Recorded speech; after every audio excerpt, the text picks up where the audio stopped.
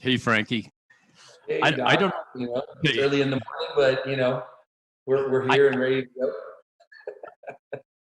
I don't know about you, but I'm stunned at how fast an intraoral scanner has become an integral part of making a denture. I'm Oh, Yeah. I mean, all of a sudden we're scanning teeth. We're scanning dentures day to day now. We're scanning impressions, mhm. and more we're starting to think about scanning the edentulous ridge. And Okay. that really got me thinking, because it was really something I never expected to do. But I can see why some people would want it. I think number one, a lot of new dentists, I mean, basically they think of impression making, and it kind of makes them sick because of dental school. They just don't like the thought of it. And the other thing is that they and Charlie Goodacre mentioned this, the idea of capturing the edentulous tissues in a way where they're not being affected by the impression at all. It's really a passive state, is appealing. And that idea actually came from Harry Page in about 1946. He wasn't a dentist. I think he was an engineer, and he must have really been a character. If you read his monograph, it goes into the idea of making the effect of pressure on the gingiva. I mean, this is an illustration. I mean, this is like Rube Goldberg, but this is the way his monograph goes. Whatever he's telling you here, I can't figure out. But he was very controversial, and a lot of his ideas really didn't stick, but some of them did. I mean, here's an article out of JPD, Mucostatics Panacea or Propaganda. I mean, that was the kind of talk that he still had. The legacy of Harry Page is the Accudent tray. And if you think of the Accudent tray, and I'm sure a lot of you in the audience use that, the idea is to capture the tissue in a passive state using irreversible hydrocolloid or alginate. So some of these ideas actually come to today, and there are many prominent dentists that think of the idea of capturing that tissue in a passive state. So that's exactly what we're going to do with the scanner. Now, there are a couple takeaways then from his article that affect us now. And one of them is that the retention of a denture comes from adhesion and cohesion, not from suction. A denture doesn't suck up, even though it sounds like when a good denture fits, you get that kind of suction sound. Actually, all you're doing is displacing air from underneath it. You're really not creating a suction there, but you're using cohesion, which is the idea of molecules, in this case, water, being attracted to each other. That's cohesion, this molecular bonding of like materials. And the perfect example for me is a pine tree with droplets of water on it. Those water is forming those droplets because of cohesion. They're attaching to each other. Now, adhesion is the attachment of those molecules to a surface. In our case, it would be either the denture or the tissue. But so if you look at that pine needle again, those droplets are hanging on that pine needle because of adhesion, the molecular forces bringing those materials together. So in a denture, ideally, there's just a minute space between denture and tissue, and adhesion and cohesion can occur there. The perfect example would be a piece of glass, actually two pieces of glass. When you put them together, put the suction cup on top of it, and then apply some water to that interface. Just drop some water on it. Put the glass back on. Can you see how strong that is there? That's the effect that's going to hold our denture in place. If you have a piece of glass and you have in this case, a little piece of plastic that's flexible, you get the same effect. You get adhesion and cohesion, but since you have one rigid body, it's fairly easy for air to get underneath there and break that seal. Same idea for us. So Second takeaway is that the more surface area you have, the better. I mean, if you imagine the idea of, I always use the high heel and a snowshoe for a denture. The more surface area you cover with your denture onto the tissue, the better the adhesion and cohesion can affect, because it's really linear to the surface area. Another takeaway, the more attached gingiva you have, the better. Here's an example of a pretty nice ridge with a lot of attached gingiva. That attached gingiva is acting as the rigid body for that denture. You're going to get good adhesion and cohesion the more attached gingiva you have. If you look at the palate of the maxilla, you've got a lot of attached gingiva. You're going to get good resistance there, good retention. On the bottom, you have less, and in many cases, you have none. So you're not going to expect a lot of adhesion cohesion because you don't really have two rigid bodies.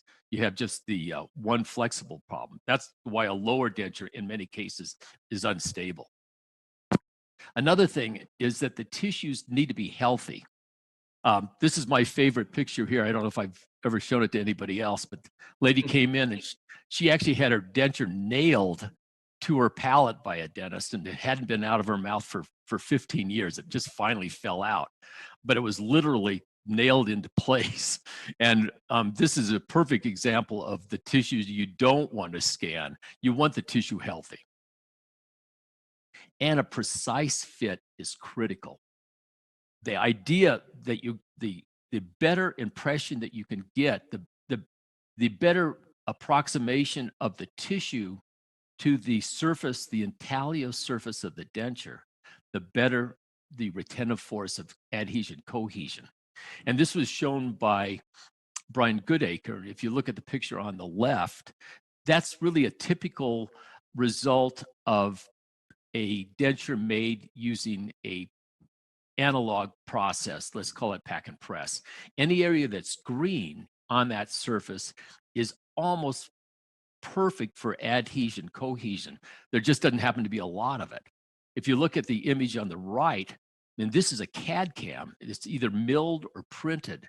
There's a lot of intricate or intimate contact between the base and the denture, and it really has, excuse me, the base and the tissue, and it really has a big effect on how that denture will be retained.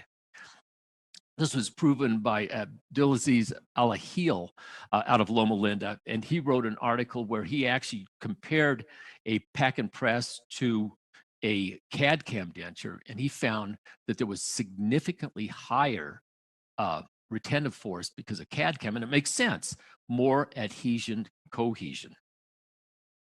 And I think for our talk now, there's really been literature that says that scanning the edentulous ridge is going to give you an accurate representation of the tissue. The two prominent authors in this field would be LaRusso out of Italy. He's written several articles. One just came out yesterday, I noticed. And Brian Goodacre and his dad, Charlie, out of Loma Linda. He and Nadim Baba, who you probably know too, have shown that you can really use a scanning technique, scanning the edentulous tissues directly and making a denture. So the takeaway here, and this is what we wanted to explore with this technique, it's actually Frankie's technique, and I think it's impressive. What if we took an existing denture, a reference denture, and instead of using the impression that we get from impressing the tissues like we would normally do, what if we scan the tissues and then interface that to the base of the reference denture? In other words, the denture itself is not making the impression, the scan is, but we're applying it to the base. That's intriguing, and that's what we're going to do here. You'll see this slide again when Frankie and I talk about a few other things, extensions, flanges down the line, but this is the story. So here's our technique. Appointment one, it's going to be a 3-appointment technique. The first thing is patient selection.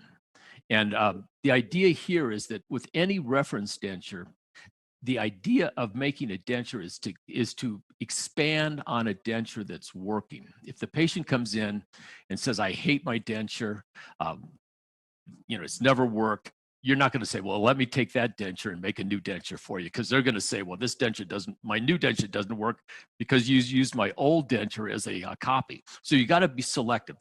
This is a denture I made in the early 2000s using Eclipse, and it's seen its better days. The patient itself, this isn't the denture I made, but this is a patient that came in, and she had a denture that was working, but she didn't like the aesthetics.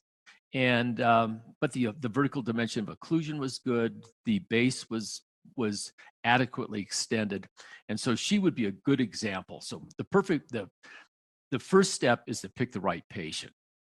There was, I don't know how many of you were with our group yesterday when we had the panel discussion, but Rob Cryer, who is a very prominent technician out of California, asked a question: what if, can you use this technique to work on class 4 patients? There's an ACP classification, 1 being the easiest, 4 being the most difficult. And I would say no. Probably the technique that we're showing here is more for these easier patients, the patients that your general dentists would be working on, selecting patients that have worn dentures successfully, not patients with a lot of problems. So patient selection is important. If the denture isn't right, extend it. I mean, a lot of times the denture base doesn't extend over onto the pads. In this case, I just added a little material to extend it there. You want a fairly nice extension of your denture, because we are going to use that denture as part of this process.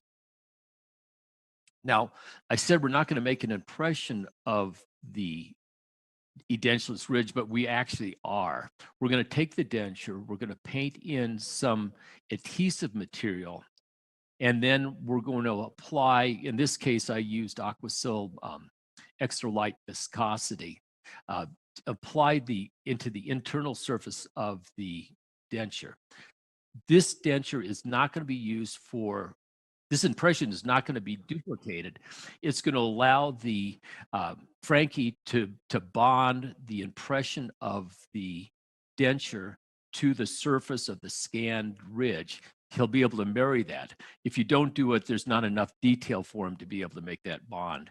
And by the way, these wrinkles in this patient's palate, those are just wrinkles in the palate. You're going to see him even more, but that's just the way he is. Make it on the bottom.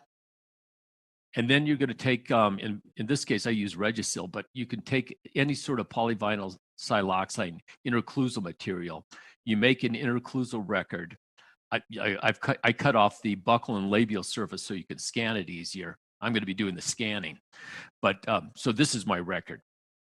So this is what you want to have prior to scanning the patient. Maxillary and mandibular, we're going to call it reference impressions, I guess, and an interocclusal record. And you can see that I can see the teeth fairly clearly.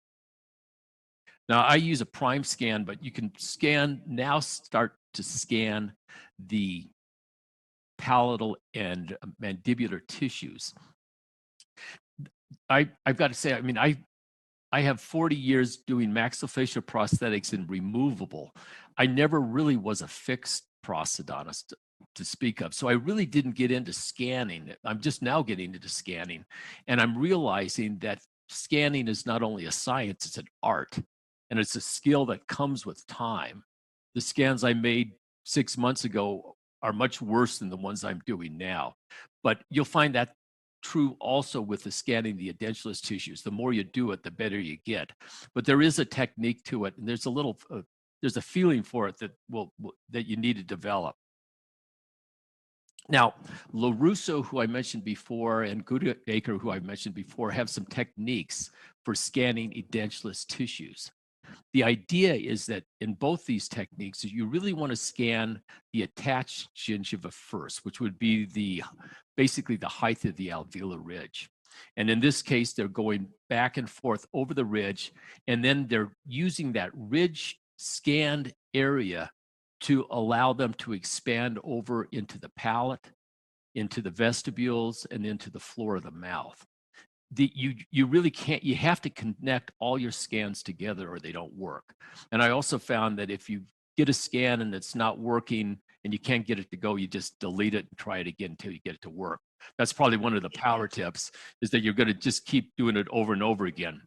But if you look at this, he's really making some sort of pattern that will connect his scanned arch with the scans of the remaining soft tissues. This is out of Brian Goodacre's article, and he's doing the same thing, a little different, but the idea is that he's scanning the alveolar ridge and then expand. Now here's a scan that's not working. I was able to scan the ridge pretty well. I thought I did pretty well in the palate, but I've got a big hole in the middle of the anterior portion of the palate. But if I spun this image around, and that's what you want to do on the screen, you'll realize that I did a lot worse than I thought. Actually, the right and left parts of the hard palate didn't intersect, and they're actually overlapping each other. So the tip here is to really look at it in all ways to get a sense of whether you've done a good scan. And here's my wrinkly scan here, but this is one that I've captured the tuberosities, the entire palate, and I've got up into the labial vestibules the best I could. So this is the one I used. This is an attempt of the mandibular scan. I think I've had better, but you can see there's some discontinuities there. You really want to scan and get those pads. You want to do the best you can. Scanning the maxilla is easier than the mandible, but it can be done, but it takes, just you keep doing it until you get it right. Then you scan the dentures with the impression inside of it. That's fairly easy. Maxilla, mandible, and then you take a buccal bite, just like you would do for crown and bridge. You do it on the denture. So at this point, I've now scanned all my materials. I finished appointment 1. I've sent this data out to Frankie, and Frankie's going to take over from here. Yeah. So once we receive, like to go back to what, Doc was saying, it does take, some time. I do business only with digital doctors. So in my laboratory, we don't accept, we basically don't do business with analog doctors. So we do about business with about 900, digital doctors across the United States and in some other countries and stuff like that. So when it comes down to that scanning portion of it, it does take practice and stuff, and not all of them can scan. And I'll go into in a little while, the whole process of what we do in the laboratory once we receive all this information and stuff. So, with our system that we use in our laboratory, we have other systems, but our laboratory, our software of choice is InLab. So with the InLab software, you're able to choose whether you want to use milled teeth or you want to use IPN 3D teeth. So, as you can see on the screen right here, we basically choose, which tooth mold we want to use. On the first, you'll notice that it starts off with the top, and then of course it correlates with the lower teeth, and then you choose the lower teeth, and then it will give you options for the posteriors. Doc, you have control over the clicker, right? I sure do. All right, there so you go. We got to come up with a plan. Yeah, so a perfect example is the case that me and Dr. Wagner. And first of all, I want to say that it's been an honor to work with you and kind of go through this whole entire process. It's a lot of fun for me. So basically, this is the case that he had sent over. So basically, the goal is to take all his scans and sort of create a virtually mounted case with those dentures that he scanned, and also be able to attach the gingiva scans that the doctor did send to us, right? So once we have everything together, we then have the ability to either, match up the teeth if the doctor wants, of course, to change things up. We take our canvas, which is, the denture that the patient has been wearing for a long time. Once he gives me all the information he wants, I basically, we basically set it up in the software. Once everything is set up, we move forward. Doc? Yep. So then we move forward, and then we can create our gingivas and stuff. So again, let's say if you wanted to, the patient wanted to show more teeth, we have the ability to move the gingiva, into certain positions and stuff like that. But again, it's always going off of that reference denture to more or less create, moving forward, what we are going to be creating with that denture. Next.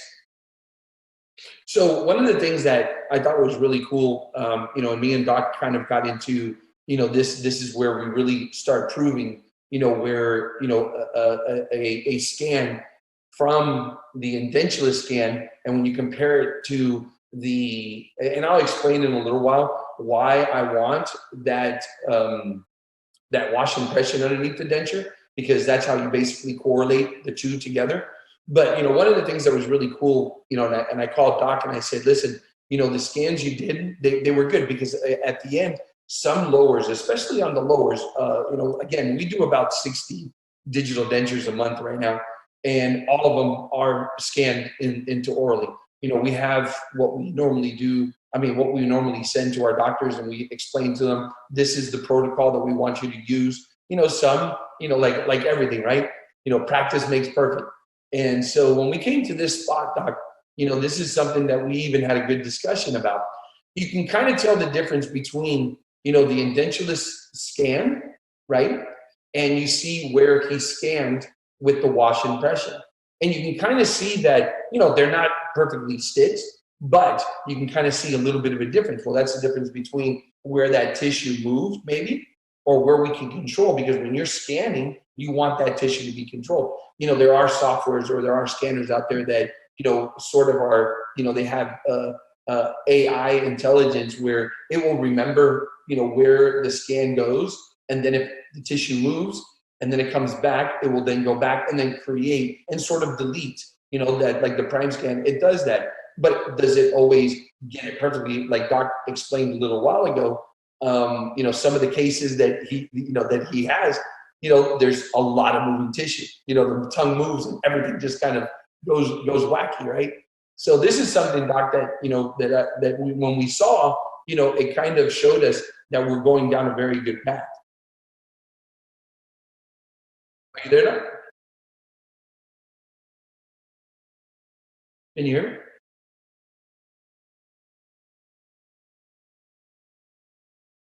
Now, I put this slide back in here, Frankie, because I think one of the things that's important to talk about is that the flanges of a denture still play a part in making the denture correctly. So you couldn't literally. Are you getting feedback from me too?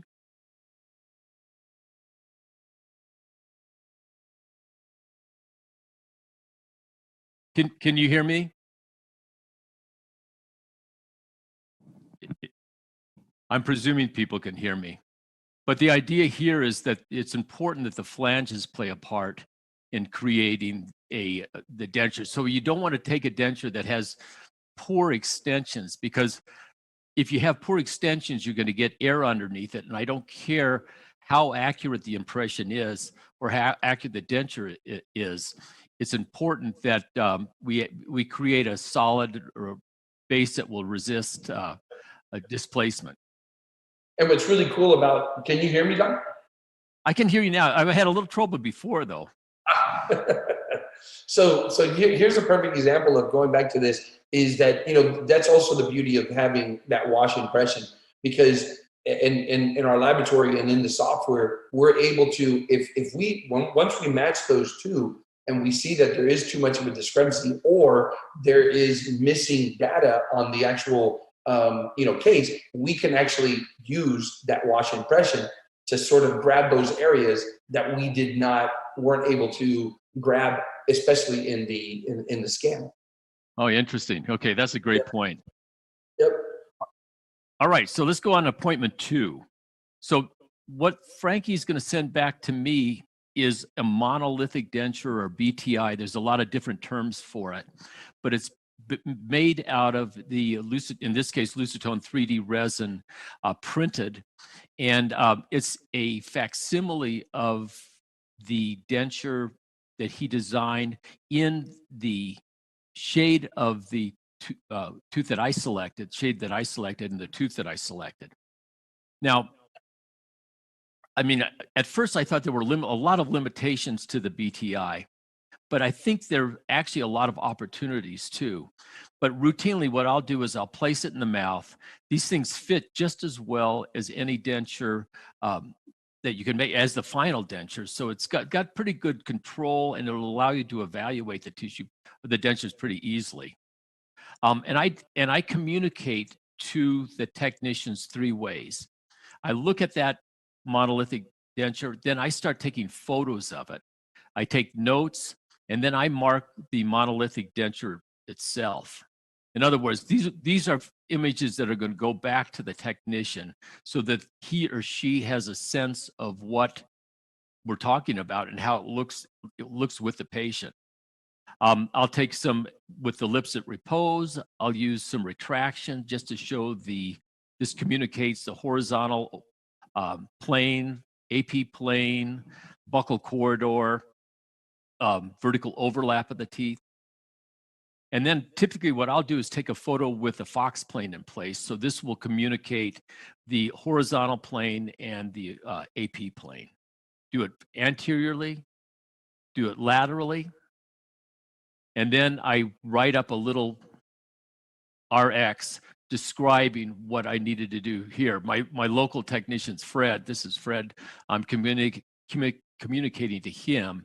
And basically, I'm trying to communicate all the things that I'm going to demonstrate when I mark that monolithic denture. So this is the way I communicate. My third way of communicating, taking a Sharpie and drawing maybe the midlines off, or the occlusal plane needs to be changed, or I want some fullness in the cameo surface of the denture, tooth rotated, tooth shortened. You just can quickly communicate with that. And fortunately, when you rescan this, all these markings will be carried on forward. Now, this is the opportunity that I see with a monolithic denture. I'm sending my patients home more and more with these things just to give them a little trial run. And that seems to be very helpful. This fellow came back and he said the lower denture just didn't have the retention he was hoping for. So what I did at this point was re-impress. In this case, we're going to have him scan the denture itself. And I'm using Aquasil here again. That's LV, which is sort of the turquoise colored material, and Regisil for the bite. But this is an opportunity for you to make it even better. But the idea that they can kind of test run these teeth turns out to be a big deal. So back it goes to Frankie, and he's going to finish the denture up for us. Yeah. So, like I said, for me, it sort of became like a new era. When I started with digital, in my laboratory, I used to have a conventional lab for many, many, many years. And, in about 2010, when I brought it in, it all started with, Crown and Bridge. And then eventually, a couple years later, I decided to sort of change my whole entire, laboratory, where I was no longer going to accept. So think of it as sort of creating, a bubble, right? So you had like this bubble that I sort of sealed. And once I sealed that bubble, I said, this is my analog world, and I'm going to create a whole new bubble. And that whole new bubble became digital. And so when that digital bubble became big enough, I basically popped the analog bubble and decided that I was no longer going to take, impressions from doctors that don't have a scanner. And so that was big for us because, we committed to a digital workflow. And at that time, we were only accepting, Crown and Bridge. And about, 3 years ago, I got the opportunity to beta test, the Prime Scan at that time, right? There was other scanners that were doing the same thing. And so it was one of the ones that I was able to test. And one of the questions that they asked me was, what can we do? Well,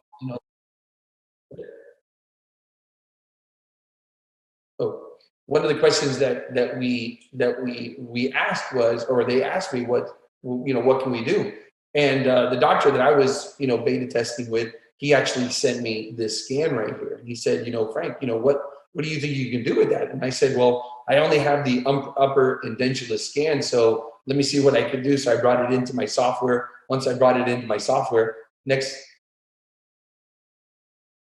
I brought it, and it's a video. So I brought it into my software, and I just designed the denture. And I was really excited about designing the denture, but at this time, I didn't really have an opposing. We didn't have a bite. We didn't have, anything. And so, but at that moment, I was so excited because I thought to myself, man, you know what? This is going to be the new thing. Next. So it was kind of cool. He was actually scanning like baseballs, and he was scanning all these different things. And he sends me this file. And when I see this file, he says, yeah, look, I had a really thin wash impression underneath it. And he said to me, I was able to scan it really, really easily. So then he sent over this, and I thought it was really cool that I was able to still see, the patient's name and stuff like that. So I got really excited, and I said, Doc, do you have the Edentulous scan on this case? And he said to me, this is that scan that I sent you that belongs to that patient. Go to the next slide, Doc. So I thought to myself, okay, well, since I have a wash impression, I want to be able to match up the two, right? I want to be able to take that Edentulous scan and then take that denture he sent me and just basically, overlap it. Go to the next. And so what I noticed was that we were able to, put the denture, together, and we were able to really mimic that tissue. Like I said, we were able to kind of see, if you go back to the slide that Doc was showing a little while ago when he showed, this is a denture that sort of has a lot of gaps in it, and the other denture that didn't have, that much gaps. So I noticed on the scans that I was able to put them together. And once I was able to put them together, I was also able to see that there was the grays and the yellow, which showed that there was, of course, that moving tissue. And then there was, of course, that denture that was, a wash underneath it. But at the end, the goal was, what can I do with it? Well, at the time, the software for us, you were able to just press a button, and there was a one-to-one copy. So that's what I did. And I printed it out, and I sent it back to the doctor. Next slide, Doc. So, before I did that, this is the outcome, right? So when I clicked on one-to-one copy, I was able to just copy this denture to a T, not just from the outside of it. If you look at the screen, you'll sort of notice that even where the writing was, it sort of even showed up in the one-to-one copy. So next slide, Doc. I was able to then look at the inside and say, wow, I was able to mimic that perfectly. So then that's when I decided to call him up, and I said, listen, Doc, let me just send you this printed denture, and let's see what the fit is. Next slide. So he then sent me this picture, and he said, hey, check this out.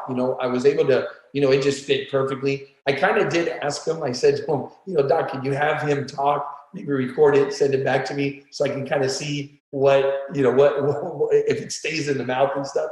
And what was that very, very interesting was, next slide, he sends me back this picture. And I thought to myself, okay, well, at least I know it stayed in the mouth because it had a little bit of opening to it, but he didn't send me a video.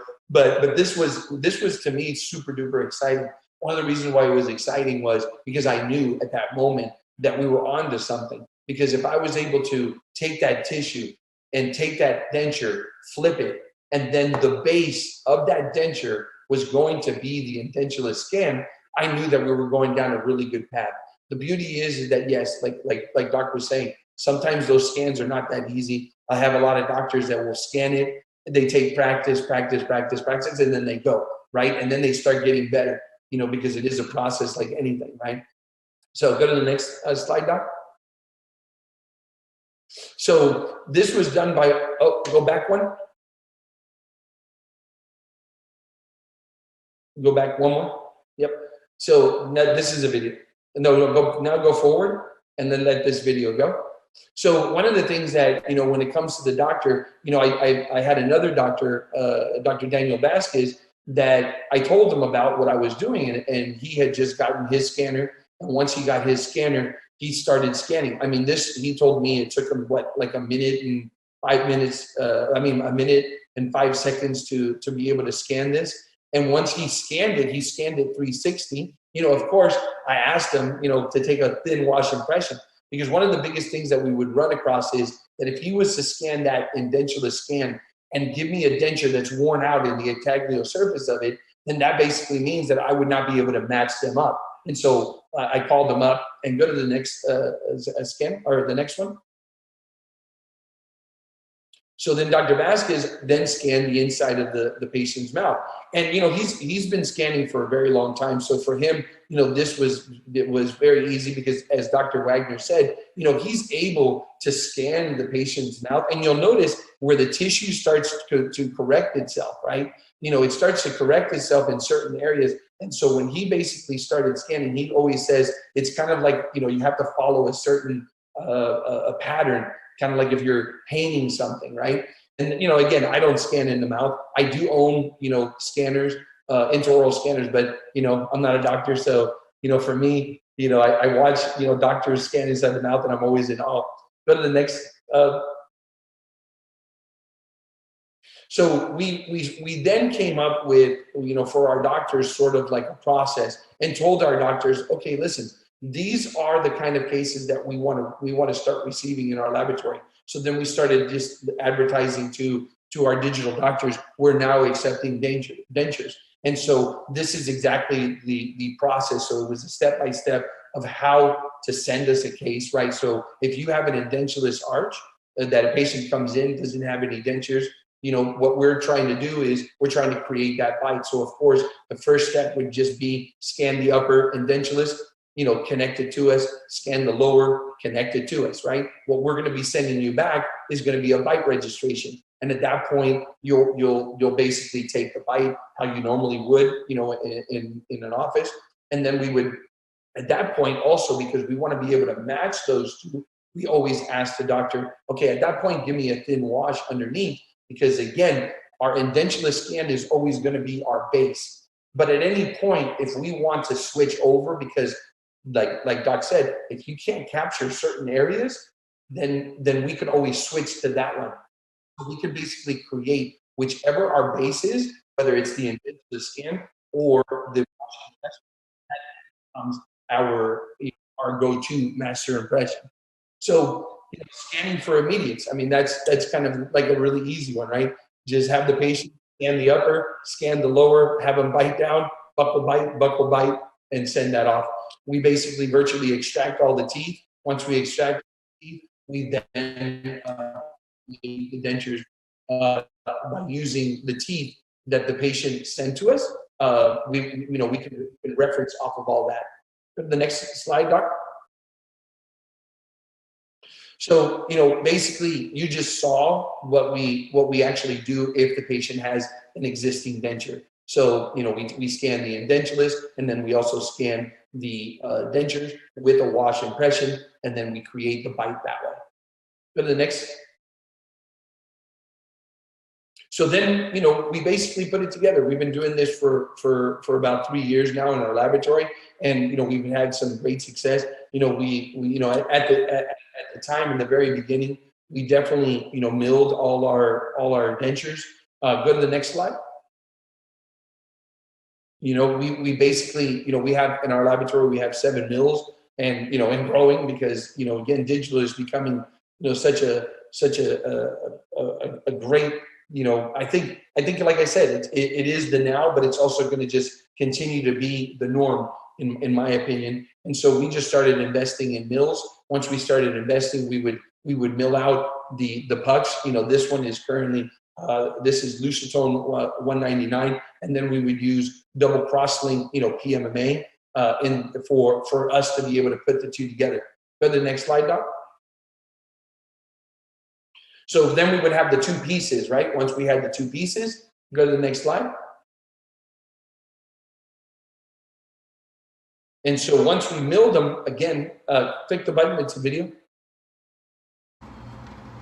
Yeah, so once we had the 2, they would just slide. Now, we had the ability, back then, we had the ability to, and we still have the ability, right? We can order the IPN teeth, or we can actually mill out, with double crosslink PMMAs that are available out there. So we have the ability to take this and make a solid arch if we wanted to, or If we wanted to, we can basically put, posterior bridges, and then with the anteriors, they would be, single units. It's up to us. It's up to whatever we want to do. Go to the next slide, Doc.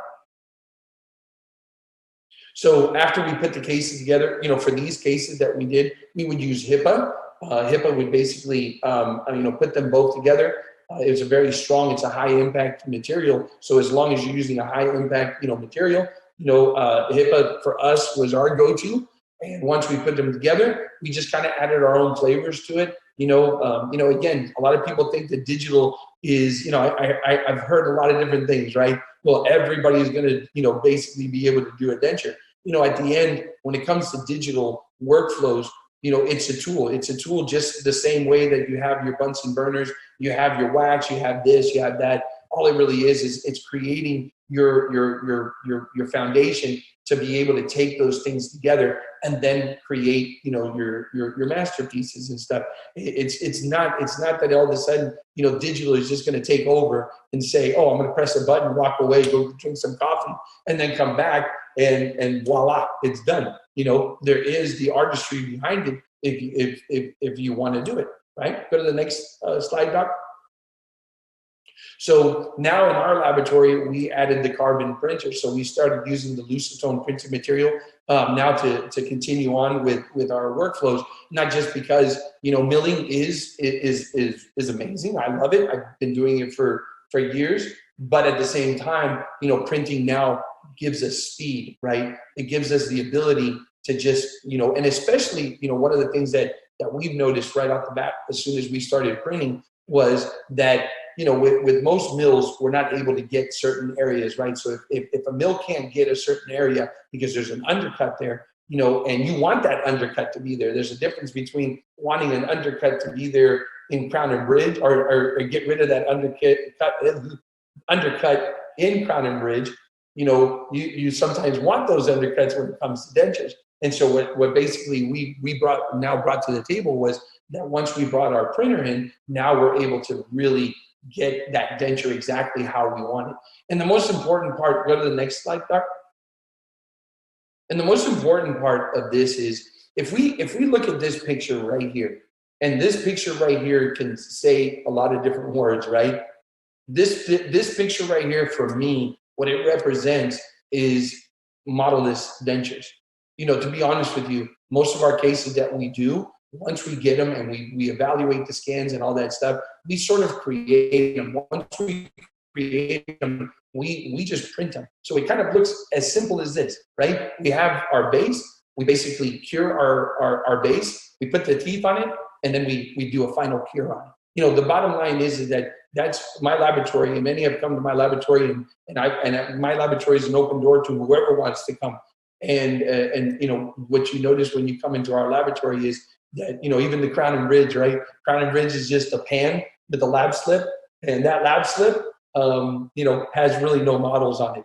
And so that's the same concept that we're using now when it comes to the dentures. It's about paying attention to your scans. It's about communication with your doctors, making sure that you communicate with that doctor. If that doctor is not giving you what you need, that's why we call digital dentistry. We speak the same language with our doctors, especially if they do have a digital scanner. So we communicate, and we're able to do that kind of stuff. Next slide, Doc. Okay, that's me now. So I get the teeth back from you. Here are my dentures that we did with our scanning. They came out great. Thanks a lot, Frank. Here they are intraorally. The occlusion was good. The retention was very good. The patient loved it. He was able to speak. He's a fellow that really, he's an adaptable patient, but he knows what he likes and what he doesn't like, and he liked this. So I think that this whole process is encouraging, and I'm looking forward to applying this in future cases too. So really, the benefits as I see them are that, for me, fewer appointments is key, but that happens with most of these techniques that are being presented now, because my biggest cost is chair time, not lab cost, chair time. So I get fewer appointments. The idea of being able to capture the tissue in a passive state may be important to me. I'm still playing with that. We'll see how that works out. I love the idea of being able to digitally archive the work. Matter of fact, at this point now, I offer patients a second denture at a reduced price. I can offer them as many dentures as they want, and they can have another denture anytime they want it. And honestly, I said this yesterday, and it's serious. With CAD/CAM, I don't even appoint adjustments. I don't even make adjustment appointments anymore. And I used to always make adjustment appointments. I tell the patient to call me, and if you need an adjustment, I want to see them in a couple of weeks just to check everything. But we almost never get calls now. These things fit so well, and it really does apply to the number of post-adjustment appointments. What do you think, Frankie? What's the advantage for you? Again, for when it basically comes, I mean, think about it like this, if a doctor is in New York, right? I'm in California. To do this presentation, I had to wake up at 4 o'clock in the morning or something. I thought we were doing this in California time. I didn't think we were doing it in, East Coast time. But so, the thing about it is, if we talk about our impressions, right? We receive impressions at the laboratory, and we think about the analog way of doing things. I mean, analog is the doctor's going to take an impression, he's going to call you for a pickup. You're going to have to go pick it up once it basically gets, maybe even 2 days gets here, because I have a lot of doctors in New York. And the bottom line is that I have doctors that will actually, scan a case, send it over to me, and if they get it here early enough, and to quote Conrad, right? Conrad basically said this: if you ask nicely enough, I might have something for you tomorrow, right? That's the abilities that we have today. We have the ability to just be able to just, transfer data. And not just data, because again, it doesn't go back to, good dentistry is good dentistry. Bad dentistry is bad dentistry. A lot of people basically want to say that, oh no, digital this, or no, listen, you got to follow all the rules when it comes to, digital dentistry. And so that, for me, opens up a huge communication between the doctors that become digital, that we can communicate in a way that we've never communicated before. In the past, they would just send an impression, send it over to you. Think about it like this. They would send you an impression. You really wouldn't see something wrong with it until you poured it up. How many days would go by? Maybe 3 days, maybe 2 days, depending on the location. For us, we can communicate while the patient is even sitting in the chair. That's the beauty of digital and scanning. That is 100% for me, what sold me on digital in 2010. And being able to communicate with my doctors. When it comes to the high, the higher quality and the captures of the anatomy or the records, I believe that digital is to a point where those records are, they're almost perfect. I'm not going to say perfect, because I don't believe that anything is perfect in life, but they're almost perfect, right? Models, like I said, I have printers in my laboratory. I have a Carbon, I got a Stratasys, I got an Asiga, I have, and so yes, if I want a model, I could definitely print one out if I wanted to. But the majority of the cases, for us, in our laboratory, we're a 20-man strong lab right now. And most of my labs, most of my techs look at me and go, model, please. Again, to be able to get something that's mounted and virtually already come mounted, that's huge for us. And to be honest with you, faster production. If I can get a denture anywhere, in the United States by the next day, that to me is a plus. And I personally won't go backwards. Now, listen, why don't we open it up for questions, Frankie? So let's see what the people are thinking. Yes, sir. Well, welcome back, gentlemen, and thank you. Or actually, you should welcome me back, right? Because you guys were already there. I was watching, and great presentation. I really appreciate all the information. A bunch of questions did come in. The question that was rattling in my brain, though, from the very beginning, and I just wanted to throw it at you. In dentistry in general, especially in the crown and bridge world, we're always talking about adhesive and cohesive dentistry. And I love that you actually brought that into the denture world and the process. And if you wouldn't mind, if you can give us just another minute of talking a little bit about the value of that, because I thought that was such a key point that maybe got overshadowed after the whole lecture. Well, I think it's interesting. I'm going to give you some honest answers here. I thought for about 30 years of my career that a denture stayed up with suction, but it doesn't. I mean, if you think of any tissues that have been, it would actually irritate the tissues. It's really that intimate connection of the intaglio surface of the denture and the tissue. That's what makes the bond. It's just like a magnet. It's got to be real close to work, but when it works, it really works well. So the big thing here is that your impression is your foundation. And if that can be precisely copied, mirrored in the denture, you're going to have a better retentive denture. There's a lot of other things that affect retention, occlusion, the tissues themselves, the tissues of the lips and cheeks, the tongue.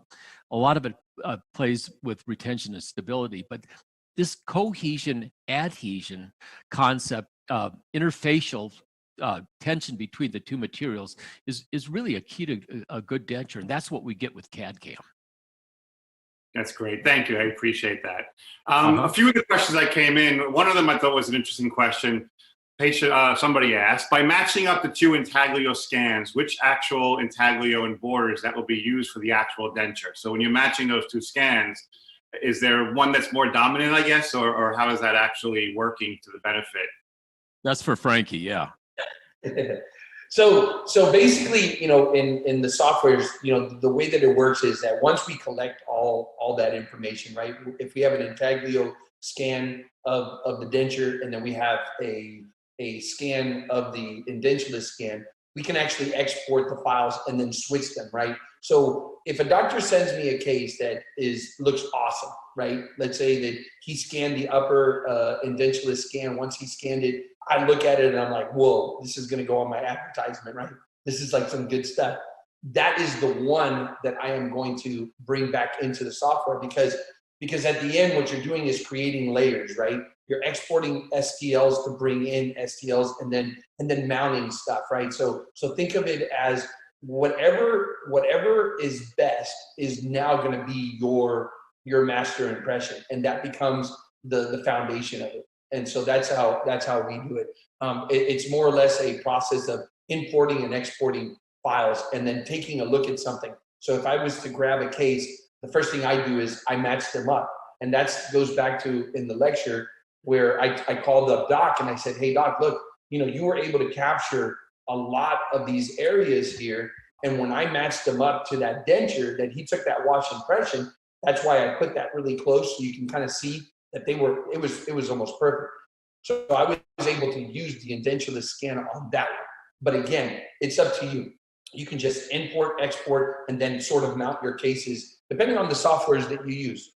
We have 3Shape and we also have InLab, but we normally use InLab, but 3Shape, I'm assuming, can do the same thing.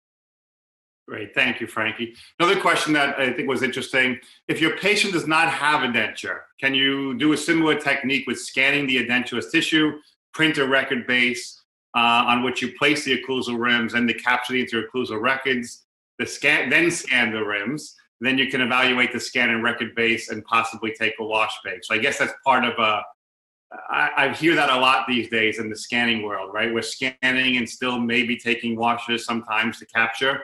But I didn't really hear that from you guys so much. So maybe you can address that question a little bit. Well, I think from a clinical side, the big thing for me is that when I get that base for my interocclusal records, I want that thing to fit. And now, I personally scan impressions because if I'm going to do a non-reference denture, I'm going to make good impressions, appointment 1, I'm going to call them process bases, analog printed bases or milled bases, appointment 2, and I know they're going to fit well. So it's going to make a difference in the ability to make interocclusal records. I mean, the dentures don't move. So I would say no matter what way you get to it, I mean, I could see Frankie's technique applying the same way. So for me, all I want is an accurate base that I can work with appointment 2. Great. One of the questions, this is my question, not there's a few more that I'm going to try to get to for you guys, excuse me, but one of my questions was, and I know it wasn't the focus of your lecture, but I was just curious, with all the technology that we're using, what are you using to implement the facial features and the actual tooth style that you're picking and how you're incorporating this to the human that you're working on with the use of all the digital technology. Well, to be honest with you, I go old school, and I feel that the shape of the tooth really should be an aesthetic choice. There's really no correlation between tooth shape and face shape. It's not true. But I picked, this is where the crafts skill comes in, where the craftsperson, the artist in the clinician, and the artist and the technician comes to the fore. And so for me, it's really more analog, intellectual design rather than, I don't take it to the digital, I don't take it to numbers. I do it more from an artistic sense. Does that make sense? It does. And how about from you, Frankie? You're getting the information, and I know for me, it's funny, as I teach in laboratories, a lot of times I'm there for ceramic-y things, but I always love, working with the denture department too. And it's interesting to me that we spend so much time in ceramic world talking about the photography and the color and the communication. And then I walk into a denture department and I'm like, I don't see a photo of one patient here. And I have to tell you, you guys need it more than we need it. So what's happening? Right. And how have you managed with that? So again, especially in the lab worlds, right? We all understand that we work with so many different, doctors. So that's the only way to stay in business, right? So each doctor has their way of doing it. You have the ones that just send you the scan, say, the midline somewhere around here, and do it, and that's it. Then you have doctors like Dr. Wagner that will basically send you pictures that most softwares these days, no matter which software you're using, you're able to incorporate the patient's picture, superimpose, put things, behind it. Now, I do consider that a little bit of eye candy, because a lot of them, they say they can match up this way or that way. Again, we're moving forward in technology. So, some doctors will send us that. Some doctors will measure, canine, or if there's a bite block midline, measure here. We have tools in our softwares that will also allow us to pick the right size. If you go back to the picture that I showed, when it showed the teeth that you were picking, I know that it was probably maybe hard to see, but there's actually measurements there of how long the teeth are, what the spread is from the midline to the canine and stuff like that. So if we do have that information, we're able to choose that way. But going back, like I said, sometimes we just get a case and it says, do your best. Yeah. Yes, we've all seen those, unfortunately. A question that came through from one of our participants, I think I understand what they're asking, but I'll throw it at both of you. Are post-dams still used at all with maxillary dentures? And I'm Excellent not sure. question. Excellent question. Okay, there's two camps. I'm on one side, and I'm going to say Charlie Goodacre, probably the most famous dentist ever, on the other. I say you need a post-dam because, and let's go back to that glass analogy. You have two rigid bodies. Well, you're going to have good retentive forces over time. When your tissues change over time, you don't have rigid exact bodies anymore. There's a change. So I use the post-dam for really the future, because these dentures fit terrific when you put them in, but I'm just wondering in a year. And also the thing that breaks a cohesive adhesive bond is air coming in from the side. So if you have any movement of that denture, you're going to open it up, and just like that picture I had where the plastic fell off, the denture is going to fall off. So I'm a post-dam positive person, but a lot of dentists that I really respect aren't. So it's up in the air right now. Good question.